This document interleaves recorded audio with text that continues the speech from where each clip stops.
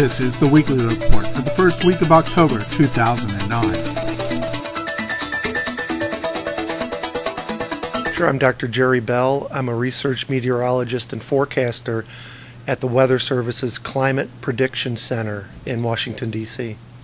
Dr. Bell, what is El Nino? Well, El Nino is a recurring climate pattern. It reflects periods when we have warmer than average ocean temperatures across the eastern half of the tropical Pacific Ocean. What does it mean for Florida? Well, El Nino affects weather patterns throughout the globe.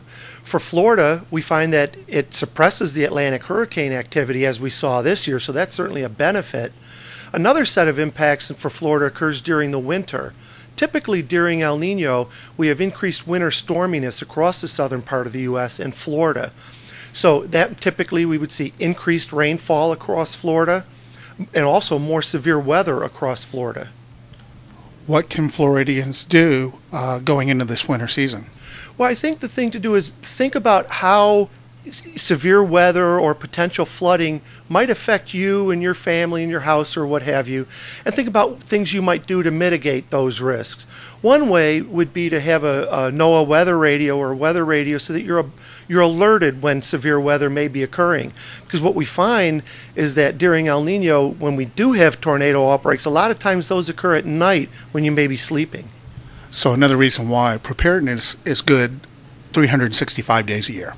Absolutely. Preparedness for various weather and climate patterns makes sense, because what we see time and time again is that those who have a preparedness plan in place fare so much better than those that do not. Dr. Bell, thank you. Thank you.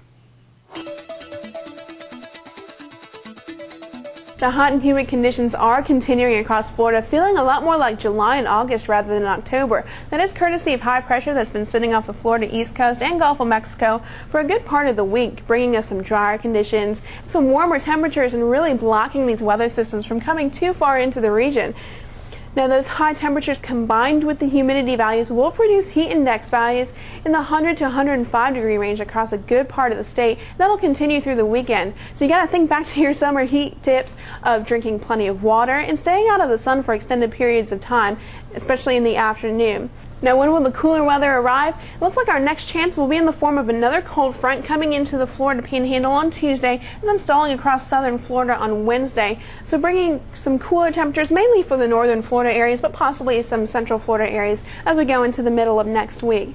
Now, quickly looking at the tropics, not a whole lot out there. We do have the remnants of Tropical Depression Henri northeast of Puerto Rico and another tropical wave approaching the Windward Islands, but otherwise not a whole lot to look at. But we do want to remind people that October still is an active part of the hurricane season. It's not quite over yet. A lot of our tropical cyclones tend to form now in the Caribbean Sea, in the Gulf of Mexico, and even the southwestern Atlantic. So we need to look a lot closer to home to watch for that tropical cyclone development. That's why it's still a good idea to keep your family plan ready as we go into October and November.